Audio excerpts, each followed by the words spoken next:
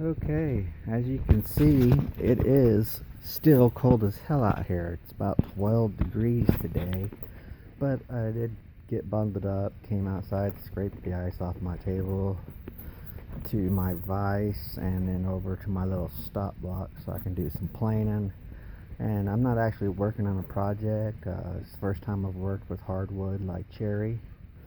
And so I'm doing some practice cuts and stuff and some practice dovetails and just to see how I can do. And I can tell you, I think I'm going to stop using the miter box because I can cut it a lot square, a lot closer to where it needs to be with the hand saw than I can with the table saw. And planing end grain on cherry with a $12 Harbor Freight plane is not easy. So you'll see when I get back inside, and I'll show you the pieces, and you'll see what I mean. That where I ripped the board in half, the sides meet together very closely, and the board's pretty square on the sides, and both sides is parallel and everything. It's just the end grain. Just having a heck of a time getting it all squared across perfectly straight. But it was really bad. I got it down to a oval type shape, I guess. But I'm hoping I can pare that out with my chisels or fix it with the sandpaper. And I'm going to go inside and I'll show you what I'm talking about, what I've been working on this morning and freezing my butt off doing.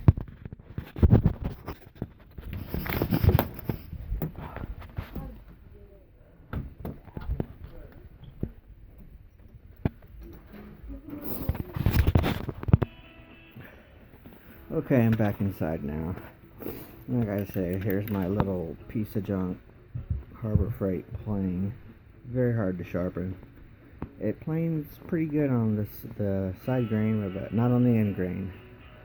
And even flattening out the face of a board with a cup, which I did have, and I managed to get that out. So, and all I used this morning was my plane, my rasp with rough and fine, which I used to get the end board squared, because like I said, the handsaw just doesn't cut square, so I'm going to stop using it. Just start using cross cutting and ripping with my full saws. They're great. They work so good. And this saw was only $20 on Amazon. My speed square, my pencil, and a pocket knife for my cutting wheel, because I don't have a dedicated single bevel marking knife.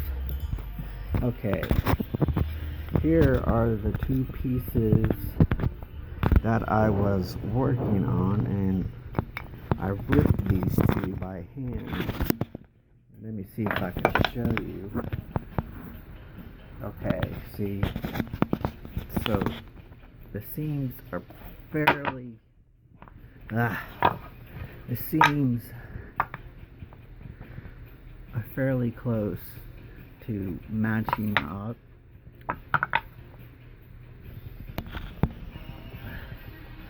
So I mean, I got those a lot closer by hand.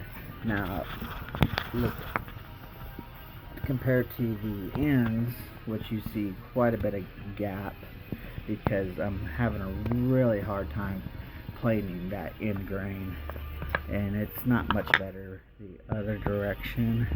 But as I said, I'm just practicing with some small pieces.